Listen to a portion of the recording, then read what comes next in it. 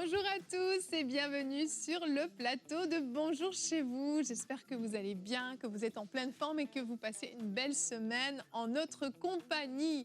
Aujourd'hui, on va voir que Dieu n'est pas responsable de tes malheurs. Oui, on se trompe bien souvent d'ennemis, bien plus souvent qu'on ne le croit d'ailleurs. Et je suis avec Aurélie et Omer pour aborder ce sujet passionnant. Bonjour à tous les deux. Bonjour, Evelyne, la bonjour, passion Omer. est palpable sur le plateau. Oh, Oh, carrément. oh. Tu fais monter l'expectative là. J'espère que ça va être ça jusqu'au bout. Ah, espérons-le. Restez connectés. Espérons-le.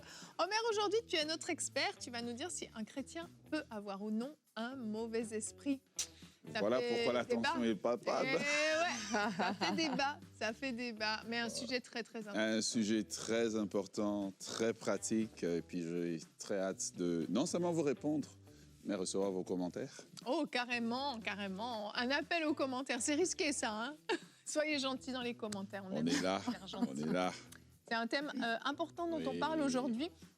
Des fois, il y a de la confusion. On va blâmer Dieu pour certaines choses parce qu'en réalité, et on en parlait hier, par rapport à nos mentalités, notre façon de penser, il arrive qu'on ait un mauvais enseignement qui biaise notre regard. Et on va en parler aujourd'hui. Et on commence avec toi, Aurélie, dans la pensée du jour.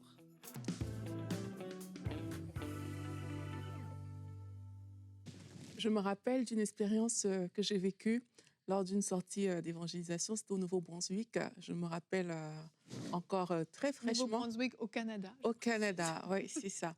Et puis là, on était dans la rue et puis on a parlé à une dame et on lui parlait du Seigneur, mais elle me regardait et elle me dit « C'est Dieu qui a tué mon fils ». Et là, je lui dis « Non, Dieu n'est pas responsable de la mort de votre fils. C'est le diable qui est responsable. » Elle s'approchait de moi avec force. On aurait dit qu'elle voulait me frapper. Elle était comme « Dieu a tué mon fils, il a pris mon enfant ». Elle était en colère. Il y avait vraiment une colère à l'intérieur de cette dame-là. Et parfois, c'est comme ça qu'on va agir, exactement comme cette dame. Et plus je disais, mais c'est le diable. Et c'est comme si ça la dérangeait, en fait, que ce soit plutôt le diable par rapport au fait que c'était Dieu, comme elle le pensait. Et quelquefois, en tant que chrétien, on peut vraiment, comme Evelyne disait en intro, mettre les choses qui concernent le diable sur le dos de Dieu. Pourtant, la Bible, elle est claire là-dessus. La Bible nous dit dans Jean 10 au verset 10, « Le voleur, en parlant du diable, ne vient que pour dérober, égorger et détruire. » Et en parlant de Jésus-Christ, la Bible dit, « Moi, je suis venu afin que les brebis aient la vie et qu'elles soient dans l'abondance. » Donc là, on a deux ordres de mission vraiment clairs, en fait. Du côté du diable, c'est voler, égorger, détruire. Du côté de Jésus, c'est la vie et la vie en abondance. Dans Jérémie 29 au verset 11, la Bible nous dit « Je connais les projets que j'ai formés sur vous. » Et c'est Dieu qui parle. Il dit « projet de paix et non de malheur, afin de vous donner un avenir et de l'espérance. » Dans Éphésiens 2 au verset 10, la Bible nous dit encore « Car nous sommes son ouvrage, l'ouvrage de Dieu, ayant été créés en Jésus-Christ pour de bonnes œuvres que Dieu a préparées d'avance afin que nous les pratiquions. » En fait, c'est ça le cœur de Dieu. Le cœur de Dieu, c'est de faire du bien, c'est de donner un avenir, c'est de donner une espérance, c'est de t'accompagner. Et penser que le malheur vient de Dieu, en fait, ça fait les affaires du diable, parce que si tu penses vraiment que le malheur vient de Dieu, ça va t'empêcher de coopérer avec Dieu pour obtenir une délivrance, pour obtenir ce dont tu as besoin. Ça va même te limiter dans la prière parce que tu ne peux pas t'approprier les promesses de quelqu'un qui te veut du mal au final. Et vraiment, quand vous pensez que c'est Dieu qui est l'auteur de vos souffrances, vous êtes dans le mauvais combat. C'est vraiment le diable qui en est l'auteur parce que Dieu a les projets de paix et de bonheur. Je vais terminer ma pensée avec ce point car je crois que la confusion dans la vie de plusieurs personnes vient de là, c'est parce que beaucoup vont se dire « Oui, mais Dieu, il est souverain. Donc, ça veut dire que si le malheur m'arrive, il y a quand même quelque chose. » Mais je veux te dire quelque chose aujourd'hui. Je veux te dire que ce n'est pas parce que Dieu est souverain que ça veut dire qu'il va juste comme venir intervenir comme ça dans ta situation. La Bible dit dans le psaume 115 au verset 16 que les cieux sont les cieux de l'Éternel, mais il a donné la terre au Fils de l'homme. Ça veut dire que la responsabilité de ce qui se passe sur la terre a été remis à l'homme, c'est-à-dire à toi, c'est-à-dire à moi. Et c'est pour ça qu'on doit inviter le règne de Dieu sur la terre comme il est au ciel. Et on est dans une alliance dans laquelle Dieu attend de toi et de moi qu'on manifeste la foi pour qu'il puisse intervenir. Donc, si tu ne manifestes pas la foi, si tu n'invites pas le règne de Dieu sur la terre, peut-être qu'il y a des choses qui ne vont pas se passer. Donc, on ne peut pas juste mettre tout sous la souveraineté de Dieu et dire, OK, Dieu, il est souverain, il va le faire. Il y a ta part de responsabilité là-dedans. Il y a ma part. Les cieux, oui, c'est pour Dieu, mais la terre, il nous a confiés à nous les hommes. Amen. Et je veux rebondir tout de suite sur la souveraineté de Dieu parce que effectivement, c'est là où ça coince dans la tête des gens. Et si Dieu est souverain, forcément, il contrôle tout, il décide tout de A à Z. Et on oublie totalement le libre arbitre que Dieu nous a donné. Et c'est là où ça fonctionne pas. La volonté de Dieu, bien sûr, n'est que bien, n'est que bonté, n'est que parfait.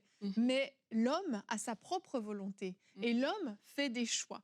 Et l'homme est mauvais de son fond. À la base, l'homme est mauvais. Je parle de l'homme en général. Hein. Je ne parle pas d'une personne qui est née de nouveau, qui a le Saint-Esprit qui habite en lui. Mais c'est une réalité. L'homme a son libre choix. Et on a mis sur Dieu les guerres, on a mis sur Dieu les famines, on a mis sur Dieu, sur le dos de Dieu, tellement de choses. Mais si on examine de plus près, qui est celui qui déclenche la guerre? Est-ce que c'est Dieu ou est-ce que c'est un homme? Qui est celui, bien souvent, qui déclenche les famines? Est-ce que ce n'est pas l'homme qui a détruit complètement la planète qui était parfaitement fonctionnelle, qui nous a été donnée, etc., etc. J'aimerais vraiment qu'on puisse revenir à ce que tu as dit, Jean 10, le diable, on voit son rôle et on voit le rôle de Dieu. Mais si on va même au verset 11, ce n'est pas notre verset du jour, mais je l'avais noté parce que souvent on reste sur Jean 10, mais le verset 11 dit « Je suis le bon berger, le bon berger donne sa vie pour ses brebis. Qui irait donner sa vie pour quelqu'un pour ensuite le rendre malade, le rendre pauvre, le rendre malheureux, le faire souffrir? Mais est-ce que ça a du sens? Juste si on est sur une logique de base. Et notre verset du jour, Jean 3 au verset 17, nous dit « Dieu en effet n'a pas envoyé son Fils dans le monde pour juger le monde, mais pour que le monde soit sauvé par lui. » Ça a pas... Il faut à un moment donné juste revenir à de la logique. Il faut analyser nos pensées comme on le disait hier. Qu'est-ce que tu comprends des versets qu'on a cités aujourd'hui? Comment Dieu pourrait-il nous sauver, sacrifier son propre Fils, payer le prix ultime pour nous sauver et ensuite nous vouloir du mal, nous rendre malades, nous faire du mal même? C'est complètement incohérent. Quel Dieu schizophrène on aurait dans ces cas-là? Quelle image de Dieu est-ce qu'on a? Non, mais c'est vrai, faut revenir à la réalité. J'entends des choses, on chante des chants dans nos églises, on dit « tu donnes et tu reprends ». Dieu donne et il reprend, mais on a lu dans Jean 10, qui est celui qui vole? C'est pas Dieu, c'est le diable. Il faut revenir à des choses un petit peu cohérentes. Je suis enflammée, je suis passionnée. Oui, on voit ça, Evelyne. Parce que ça me met en colère d'entendre certaines choses parfois dans l'Église, où justement on a attribué des choses du diable à Dieu, et je trouve que c'est une hérésie. Ouais, et puis la Bible dit qu'il ne se repent pas de ses dons, Absolument. de son appel. Il est venu pour détruire l'empire du diable. Donc, quand tu comprends ça, la position de Dieu est claire. Mais je pense que c'est la position parfois de nous les hommes qui n'est pas très claire. Mais on fait souvent les affaires du diable dans le sens que qui perd en fait? Qui perd? Si tu te dis, OK, Dieu est responsable, comment tu peux encore prier Dieu que vienne me libérer? Vu que c'est lui le responsable de ton malheur. Et quand on fait ça, on ne réalise pas qu'on est en plein dans ce que le diable veut pour nous. Et je me rappelle, une fois, on devait faire un temps de prière et vraiment, la parole qui sortait fort dans mon cœur, c'était celle-là, de dire à des femmes que ce n'est pas Dieu qui est responsable. Ce n'est pas Dieu qui est responsable de ton malheur. C'est vraiment l'ennemi. Et tant que dans ton cœur, tu n'as pas cette paix où tu dis, Seigneur, j'accepte que tu n'es pas responsable de ce qui m'est arrivé. Un peu comme la femme dont je vous ai parlé du Nouveau-Brunswick, c'est j'accepte que ce n'est pas toi qui as pris mon enfant. La situation, elle est là. Et beaucoup de gens aussi, comme on disait tout à l'heure, ils s'embrouillent en fait parce que oui, il y a des situations dramatiques qui arrivent. Oui. Mais en fait, on doit réaliser que quel que soit le niveau de tribulation, quel que soit le fond qu'on a touché, Dieu est de notre côté quand même. Amen. Quel que soit ce qui se passe, Dieu, il est là et il est de notre côté. Il est là pour nous secourir et il attend qu'on lui dise, Seigneur, viens. dans la barque en fonction de l'évangile. Dans un évangile, il dit, ne vois-tu pas que nous périssons? C'est Mhm. comme s'il voit, mais il ne fait rien. Mhm. Mais il attend que tu l'appelles, en fait, Oui. que tu lui dises, Seigneur, oui, il y a quelque chose qui m'accable. Tu n'en es pas responsable, mais tu es de mon côté. Viens et prends le contrôle. Amen. Et alors qu'on fait ça, on montre notre foi. On montre qu'on a foi en Dieu et Dieu intervient lorsqu'on manifeste notre foi aussi. Tellement. En fait, Satan utilise les méthodes du diable. En fait, ils n'ont pas changé depuis le jardin d'Éden. Mais non. Dans le jardin d'Éden, il vient dire, Dieu a-t-il réellement dit? Mhm. Vous voyez, et quand on écoute cette phrase, la phrase semble être tellement innocente. Mais en fait, ce qu'il veut dire à Adam et Ève, c'est que Dieu n'est pas aussi bon qu'il le prétend. Mm. Il vous cache des choses. Mm. Il vous empêche de progresser. Il vous empêche d'atteindre certains niveaux. Il veut que vous puissiez toujours rester en bas. Il veut déformer l'image de Dieu. Déformer l'image de Dieu, c'est la première tactique du diable. Et comme Aurélie le disait si bien, en déformant l'image de Dieu, eh bien, nous n'allons plus prier, en fait. Les personnes ne vont plus chercher à ce que Dieu puisse les en sortir. Absolument. Pourquoi? Parce qu'il a dit, si c'est Dieu qui l'a fait, Mhm. alors je n'ai pas besoin de prier, je dois accepter. Et qu'est-ce qui se passe maintenant? C'est qu'une forteresse se développe dans la mentalité et on développe en fait non seulement des forteresses, même certaines théologies d'accepter toute forme de souffrance, etc., toute forme de choses en se disant, Porter sa croix. c'est la volonté de Dieu, il faut porter sa croix. Oui, il y a des croix qu'on doit porter, mais il y a beaucoup de choses, même quand Paul a eu les charres dans la peau, Paul a dit, j'ai prié 3 fois. Il n'a pas juste prié une fois, puis il a dit, c'est la volonté de Dieu. Non, il a prié, jusqu'à ce que le Seigneur lui-même est venu lui parler. Le Seigneur a dit, ça là, je veux que tu puisses passer au travers. Mais je crois qu'on doit vraiment faire attention parce qu'il y a un travail de désinformation. Lorsqu'on parle de Dieu, est-ce que je pense fondamentalement que Dieu est bon, qu'importe ce qui arrive, ou il est bon de temps en temps, ou il a un bâton pour me punir C'est ça. au cas où j'ai fait quelque chose de mal, parce que je suis tombé une fois, Dieu veut plus de moi. Non, Ouais. Dieu parle dans Ézéchiel des ossements qui reprennent vie. Et sans que ces ossements-là, d'ailleurs, ils aient même demandé quoi que ce soit à Dieu. Mais Dieu envoie un prophète. Et je crois que c'est très important qu'on prenne conscience de cette activité du diable, de cette tactique du diable de nous donner une mauvaise image de Dieu. Vraiment. Oui, c'est vrai. Et tu vois, par rapport à ce que tu parlais même de Paul, je reviens un peu dessus parce que les gens vont attribuer quand même leur maladie, beaucoup de choses, en disant qu'ils ont les chars dans leur chair. Voilà. C'est ces affaires-là. Mais Dieu a dit à Paul, ma grâce te suffit. Mhm. Ça veut dire qu'il n'a pas laissé que débrouille-toi avec ton écharde et tout. Mhm. Ma grâce te suffit. La grâce de Dieu est là. Ça veut dire que je suis avec toi Oui, et que c'est ma puissance qui va s'accomplir malgré ta faiblesse, tout en à fait. fait. Malgré cette chose qui te limite, ma puissance est disponible pour s'accomplir pour toi. Donc, parfois, on s'accapare des choses en disant que ça vient de Dieu. Dieu lui offrait une grâce. Dieu lui offrait une puissance qui allait se manifester là-dedans. Il n'était pas en train de lui offrir le malheur de Non. l'écharde.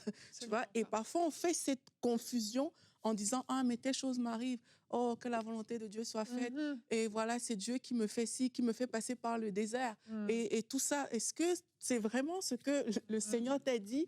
Et ça, c'est pas sûr. Donc, ne limitons pas Dieu, ne mettons pas nos désirs sur la tête de Dieu. Mhm. Vraiment que, ah non, mais cette maladie, c'est pour la gloire de Dieu. Mhm. Ne mets pas ton désir sur la tête de Dieu. Au contraire, va dans la présence de Dieu et dire, je sais que ça ne vient pas de toi, Oui. cette chose, et aide-moi à en sortir. Exactement. Même si on met Paul de côté, on prend même Jésus tout seul. Il dit, il allait de lieu en lieu, guérissant les malades, chassant les démons. Nulle part, Jésus a croisé les gens, puis il a dit, ça là, c'est la volonté de Dieu. La seule fois que Jésus a croisé, il dit, c'est pour que la puissance de Dieu se manifeste. Vous voyez. Mais Jésus n'est jamais arrivé quelque part. Et je crois que nous avons accepté, et nous avons aussi fait accepter aux gens beaucoup de choses, en fait, dans lesquelles la puissance de Dieu était disponible pour les en sortir. Vraiment, vraiment, il ne faut pas se tromper d'ennemi. Et il y a une réalité qu'on oublie parfois, c'est que le diable n'agit pas seul, il agit avec des mauvais esprits et il prend plaisir à venir détruire la vie des gens, parfois aussi de l'intérieur. Et on va voir, est-ce qu'un chrétien peut avoir un mauvais esprit dans la rubrique Réponse d'experts.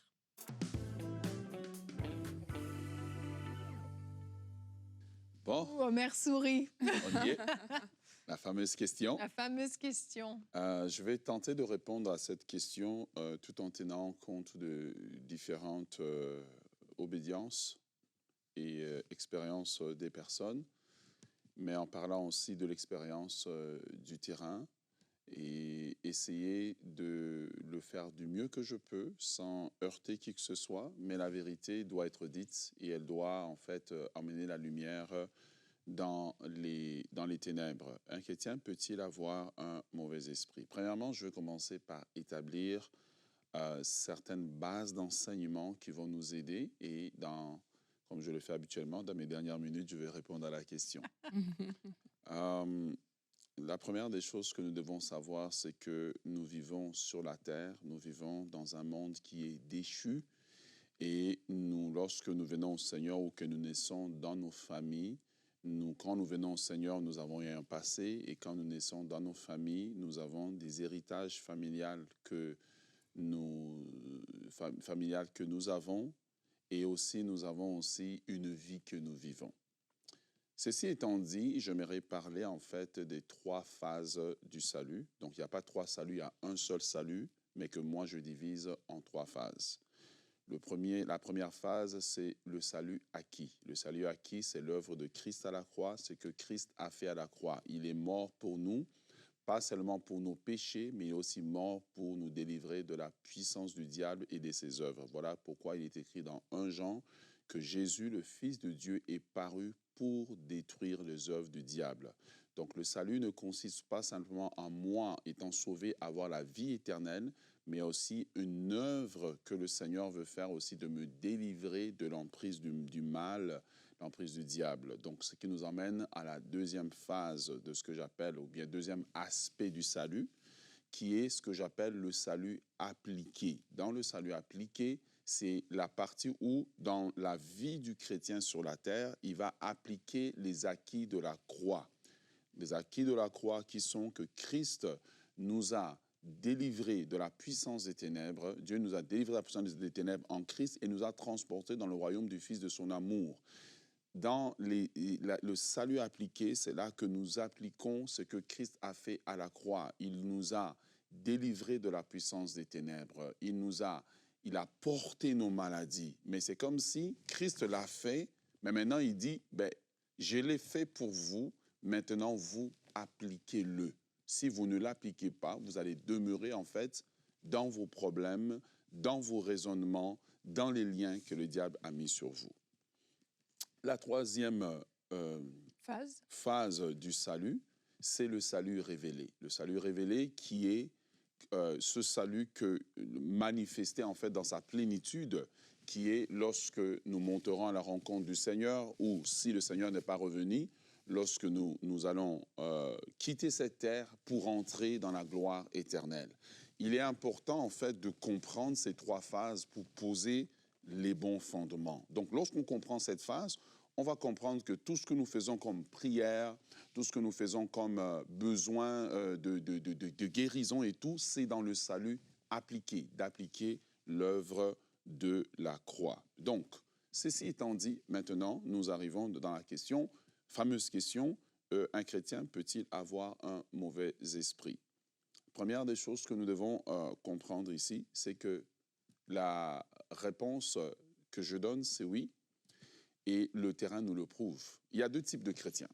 Les 2 types de chrétiens, en fait, les champs se divisent en 2. Se divisent avec 2 Corinthiens 5, 17. Si quelqu'un est en Christ, il est une nouvelle créature. Les choses anciennes sont passées. Voici, toutes choses sont devenues nouvelles. Basé sur ça, il y a une école qui va dire un chrétien ne peut pas avoir de démons parce qu'il est une nouvelle créature. Les choses anciennes sont passées. À cela, je réponds, ces choses sont tellement passées. Alors, il faut comprendre d'abord c'est quoi ces choses, que quand tu es malade, tu pries pour la guérison. Donc, tu es encore sur la terre, tu subis les conséquences de la terre. Alors, cela nous emmène à examiner la deuxième phase qui est plus assise que oui, le chrétien est une nouvelle création, mais ce chrétien vivant sur la terre, étant affecté par la terre, ce chrétien-là, il y a la possibilité qu'il puisse avoir besoin de délivrance. Ici, il y a un mensonge que le diable va véhiculer aux chrétiens, c'est « tu es né de nouveau, tu n'as plus besoin de rien. Non, il y a un travail qui doit être fait. Quand je le dis par l'expérience de ce que j'ai vu depuis plus de 20 ans sur le terrain, plus de 100 délivrances que j'ai conduites, que 98% des gens que j'ai conduits dans la délivrance, ils avaient la Bible en main, ils priaient. Mais lorsqu'on regarde aussi l'histoire de l'Église, on va voir que quand les nations ou les peuples païens recevaient l'Évangile, souvent il y avait un grand travail de délivrance qui devait être fait. Ils acceptaient Christ, mais maintenant il fallait appliquer cette œuvre de salut. Et l'œuvre du salut n'est pas seulement appliquée dans le domaine de la santé, mais il doit être appliqué aussi dans le domaine de la libération totale de l'homme, pas seulement de sa mentalité, mais aussi des liens et des démons qui se sont insérés en lui parfois avant sa vie chrétienne, mais parfois qui se rentrent dans cette personne pendant sa vie chrétienne. Alors cela nous pose à la question suivante, écoutez, si un chrétien peut avoir des démons, comment est-ce que ces démons se retrouvent en lui? Les démons se retrouvent, comme je le disais tout à l'heure, parfois par la vie que nous avions avant de venir en Christ. Les démons vont se retrouver dans le chrétien aussi et quand on parle que les démons se retrouvent dans les chrétiens, je veux faire vraiment une différence que le chrétien n'est pas possédé. La possession, ce n'est pas pour le chrétien. Pourquoi? La possession, c'est que Satan a pris un contrôle total. Okay? Dans la vie chrétienne, le chrétien est oppressé, il peut être habité au niveau de son âme, de ses émotions, de ses pensées, de vraiment un bagage familial. La deuxième manière où les démons vont rentrer, c'est quand le chrétien laisse des portes ouvertes dans sa vie. Il vit dans le péché, il vit dans un mensonge répétitif, ouvre la porte, aux démons, des émotions qu'on laisse aller dans tous les sens, ouvre la porte aux démons. Donc, l'expérience du terrain, nous ne pouvons pas nier ce que le terrain nous prouve. L'expérience du terrain nous prouve que oui, un chrétien peut avoir un démon, des démons, multiples démons, mais la bonne nouvelle est que, comme on l'a dit dans Jean 10, Jean chapitre 10, le verset 10, que le voleur ne vient que pour égorger et détruire. Mais Jésus dit, moi, je suis venu pour que les brebis aient la vie, et la vie en abondance. Et si aujourd'hui vous vous sentez oppressé dans votre sommeil, dans vos pensées, que vous avez vraiment votre vie, vous réalisez votre vie que ce n'est pas normal ce que je suis en train de vivre, eh bien, Luc chapitre 10, le verset 19, Jésus dit, voici, je vous ai donné le pouvoir. La vérité, c'est qu'un pouvoir vous a été donné, l'autorité vous a été donnée, le pouvoir de marcher sur les serpents, les scorpions et sur toute la puissance de l'ennemi, et rien ne pourra vous nuire. Marc chapitre 16, le verset 17 nous dit, « Voici les miracles qui accompagneront ceux qui auront cru. En mon nom, ils chasseront des démons, ils parleront de nouvelles langues. » Donc la vérité ici, c'est que Jésus a le pouvoir, mais Jésus nous a donné ce pouvoir. Il a délégué ce pouvoir afin que si nous sommes sous l'oppression des démons, si des démons tourmentent nos proches, nous avons l'autorité de chasser ces démons dans le nom puissant de Jésus. Nous ne sommes pas laissés à nous-mêmes. Voilà pourquoi je vous invite à ne pas avoir peur du diable, à ne pas avoir peur des démons, à ne pas avoir peur de toutes leurs agitations. La vérité, c'est qu'au plus le diable s'agite, au plus les démons s'agitent, en réalité, c'est parce qu'ils sont en train de prendre la porte de sortie.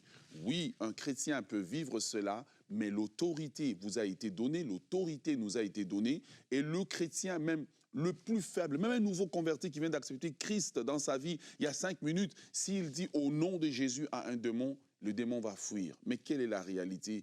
La réalité, c'est que les chrétiens sont désinformés par Satan lui-même, désinformés par beaucoup de types d'enseignements qui circulent. Non seulement ça, mais il y a aussi la peur qui a été véhiculée par certaines délivrances qui ont été passées à la télévision ou ce qu'on a vu dans certains films que je ne citerai pas ici, mais des années 70, dont on a fait des nouvelles versions dans lesquelles on montre toujours le ministre de l'Évangile qui a été vaincu par le démon. Oui. Non, la vérité, c'est que l'autorité vous a été donnée. En tant qu'enfant de Dieu, vous avez l'autorité de dire à Satan « stop ». Donc, le débat ici, ce n'est pas un débat de si. Le si n'est pas là. La vérité, c'est que oui, ça peut arriver. Oui, cela arrive par des portes que nous laissons ouvertes. Mais le véritable débat, c'est qu'est-ce que je fais lorsque je constate que j'ai un problème. Premièrement, sachez que vous avez l'autorité, mais deuxièmement, sachez que les autres chrétiens autour de vous, votre pasteur, les responsables à l'église sont là pour vous aider à aller chercher de l'aide. Ne vivez pas dans une peur bleue du diable. Alors, je vais encore plus loin. Je voudrais parler à tous les autres ministres de l'Évangile, ceux qui exercent la délivrance, de le faire aussi dans une position qui respecte la personne. Oui. Nous n'avons pas besoin de faire une délivrance avec la caméra sur le visage de la personne et puis des questions. Moi, je suis toujours étonné quand quelqu'un pose la question au démon, plein de questions au démon. Tu es rentré comment? À quel moment? Mais tu as le Saint-Esprit qui peut te montrer la chose et utilise le discernement. Pourquoi? Parce qu'à la fin, le diable est un menteur. Même quand il te semble qu'il te dit la vérité, c'est un menteur. Alors, bien-aimés dans le Seigneur, prenez courage. Si vous avez un problème d'oppression démoniaque, problème au niveau de vos pensées, que le diable est en train de vous harceler, allez chercher de l'aide car la délivrance est possible. Le diable veut que vous puissiez penser qu'un chrétien ne peut pas avoir ces problèmes parce qu'il sait que tant que vous pensez ça, vous n'irez jamais aller chercher la délivrance alors que le salut a été acquis. Vous devez appliquer l'œuvre du salut dans votre vie afin de vivre dans la pleine liberté que Christ vous a acquise à la croix pour vous. Amen. Merci, Omer. Je crois qu'on a fait un bon tour d'horizon. Il y aurait tellement à dire sur à la fois ce sujet que tu viens de partager, à la fois sur la première partie de cette émission. On arrive au bout de cette émission. J'aimerais simplement terminer en vous rappelant l'attitude que Joseph a eue lorsqu'il a été vendu par ses frères, lorsqu'il a été jeté en prison, il a été vendu comme esclave. Vous connaissez l'histoire de Joseph, ce qu'il a vécu. Il a refusé de blâmer Dieu, il a fait confiance à Dieu. Et quand enfin la délivrance est arrivée, il a pu proclamer « Le mal que vous aviez résolu de me faire, Dieu l'a transformé en bien ». Et j'aimerais vous dire que le diable a résolu peut-être de vous faire du mal, mais Dieu a la capacité de transformer en bien. Ne vous trompez plus d'ennemis désormais. C'est le Seigneur qui est votre délivrance, c'est le Seigneur qui est votre salut, votre libération, et non l'inverse. Merci à tous d'avoir été avec nous. Demain, on va se retrouver. On va parler d'amitié précieuse et complexe à la fois. On change de thématique, vous l'aurez compris. Nadine répondra à une rubrique, une question, une réponse. Comment m'ouvrir aux autres sans peur d'être blessé? On se retrouve demain. Merci d'avoir été avec nous et bonjour chez vous.